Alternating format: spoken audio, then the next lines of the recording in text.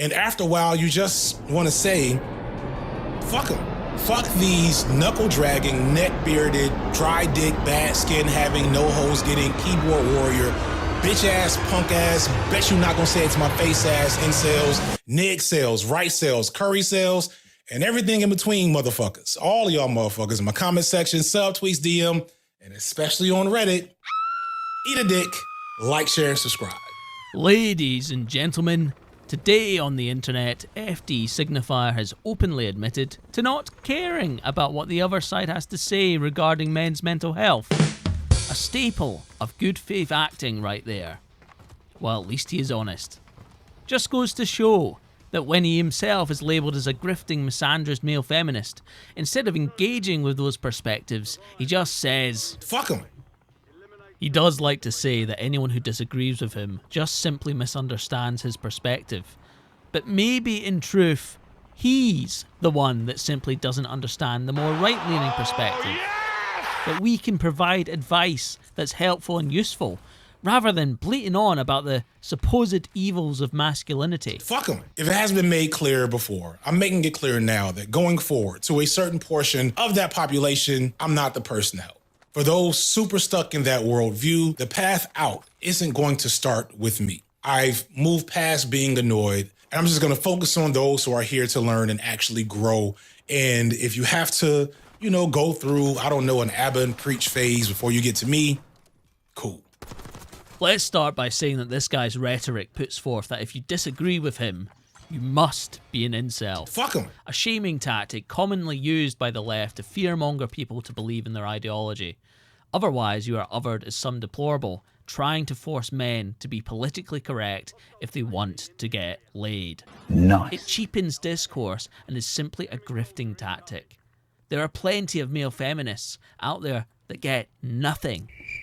They try to use their politics for the single-minded goal to be liked by women. It's pathetic and just screams to the world that you're emotionally unwell. Fuck him. Of course sex is important for emotional well-being. Sure. But fix your emotional health and sex comes naturally after. Because when you're emotionally well, talking to women becomes a breeze and, more importantly, fun. And besides, sex becomes far more enjoyable when you are emotionally well. He really has given up showing any interest in other people's perspectives and just wants to peddle his own ideology. I want to look at three specific, very iconic in the moment, red pill, right-wing, edgelord adjacent pieces of media, and how they've given up on being overly empathetic in their discussion of male pain and edgelord ideology and other vaguely right-wing behavior, and just turned into overt declaration of edgelord's bad and we don't care anymore. It's more of a breaking point within the media, that we are able to show some of the struggles that men face, but them not knowing the solution other than them wanting to commit evil. But I mean, these are fictional stories that are much more entertaining to watch when men commit atrocities. We all want to see what exactly drives a man into madness. It's a moral lesson of knowing what not to do in real life. You interpreting that they don't care anymore is just projection for you not caring about them because you think they don't care about you. Fuck them. However, it's important to understand that the most typical negative outcome for this behavior is just young, predominantly white guys on the internet being little shits and developing more intense antisocial behavior and belief. Little shits. That's the extent of your analysis. Instead of trying to comprehend their struggles, you completely dehumanize the frustrations of young men as being utterly frivolous. And guess what happens then? These young men will continue to spout their antisocial behaviour because you're refusing to engage with them, to show them how they can handle their emotions and channel that aggression. You just want to condemn them on your high horse, to which these young men are going to ignore anyway. About what Martin Scorsese, the director of Taxi Driver, thought about it some almost 40 years later. In describing Taxi Driver, 1976, he highlights main character Travis Bickle's loneliness and his dangerous antisocial behavior. Scorsese makes the chilling observation that today, the psychological and emotional state embodied by Bickle is a tragic norm. Every other person is like Travis Bickle now. After nearly 50 years, the alienated, misogynistic, and racist character remains relevant not only as a representation of individuals in our contemporary moment, but also as an idolized representation for emergent and evolving masculine identities online. This realization from Scorsese seems to be something that a few other creative minds are grappling with. That despite their intentions, whether it's to critique this type of behavior or to just tell an exciting story, they are contributing to that tragic norm. The idolizing of these characters is a desperate need to relate to how one is feeling to the outside world and place oneself as a hero in your own story. There will always be a need for people to performatively express how they are feeling, but the key part here is performative and not ingrain hatred as part of your identity. The audiences that are meant to reflect upon their own beliefs and behaviors are instead galvanized and encouraged by the images they see of these Sigma-coded characters. So in response, it seems that at least some creators have decided just to outright do away with nuance and open-endedness as to make sure that it's clear how we should view this behavior in these characters. Media literacy is dead, right? So let's make it obvious enough so that even an illiterate person can get the picture. You can't force how people interpret the authorial intent of the media they are consuming. Even if they try to make clear that this character is absolutely evil and should be condemned, there will always be alternate opinions as the culture progresses through time. The best thing a creative can do is, well, get as creatively nuanced as possible to enrich the story as to why the character acts evil. It gives further justification why the audience would condemn such behaviour, even if they think they're badass. I shouldn't laugh. But what else are you gonna do? And I wish I could keep laughing. I wish I could just take this moment to gloat about being right here, right? But then I tried to actually make a video out of this victory. So how's this for a plot twist? I'm wrong. Well, this video has been a giant waste of time. He knows he has no clue how to help men.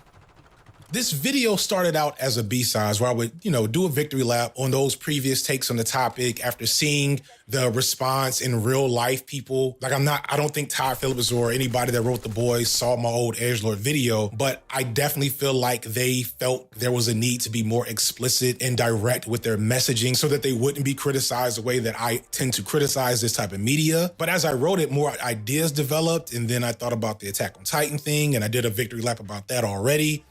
And this went from being a small filler video that I would do, waiting on the Diddy video to happen, and ended up being something that I couldn't finish. I found myself stuck in a way that I'm not used to when I write a video.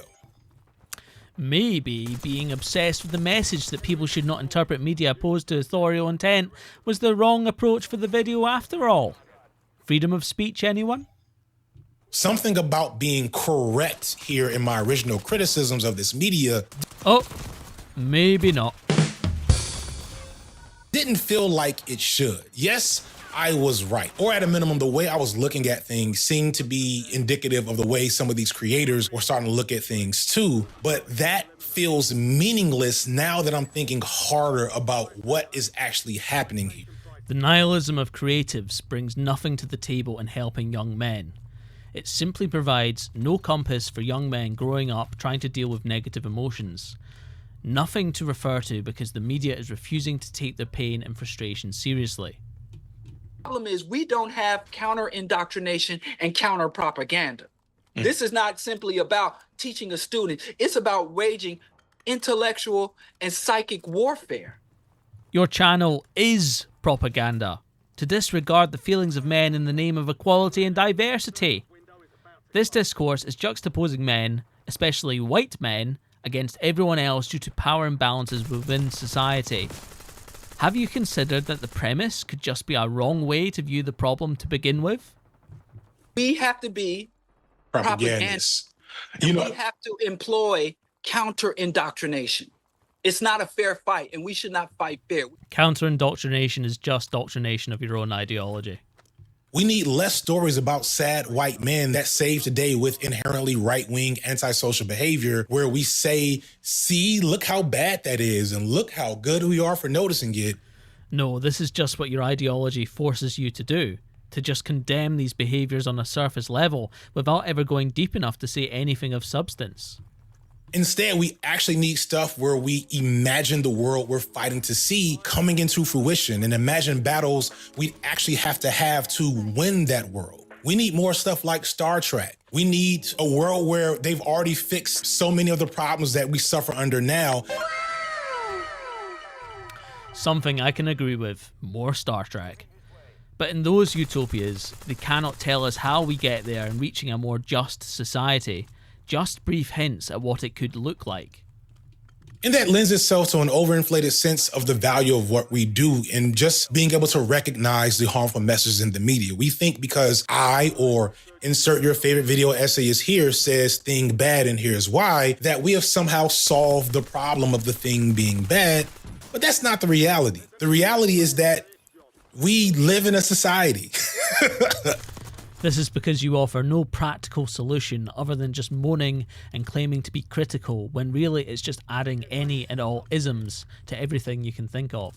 And fixing that problem in real life requires real life action, organizing, civic engagement, mentoring low-key. Like if you're really worried about the type of boys that are drawn into a Joker or Attack on Titan or whatever, talking to them directly when they're preteens and younger is the best way possible to make sure they're never following Andrew Tate and insert whoever else is here when they become teenagers. That's the big takeaway from this video after an hour of watching. Empty generalized platitudes such as civic engagement and mentoring. How bloody obvious that advice is. But what exactly is the content by which we should be mentoring boys? He doesn't dare say, because he doesn't know himself. This is just vacuous virtue signaling. This is all the left offers men. To all you neck-bearded, dry-dick, incel, nick-cell, curry cells, yada, yada, yada, who actually made it this far in the video, first off, thank you. Secondly, I'm sorry. I got a little carried away. It's still fuck you guys, of course, but let's... How about this for a takeaway? We should be showing men how to productively express their aggression through humour. We should be teaching that at school to make everyone a bit funnier. Maybe then we could laugh at our problems instead of turning to violence as an outlet. Already I've said something that has more substance, that could enact transformative change in society, compared to whatever this is. Anyway, that's all for today. I will be exploring the topic of humour in the next episode of my How to Argue series, so stay tuned for that if you want actual substantive takes on improving mental health for not just men, but for everyone. Until then, stay awake, but not woke.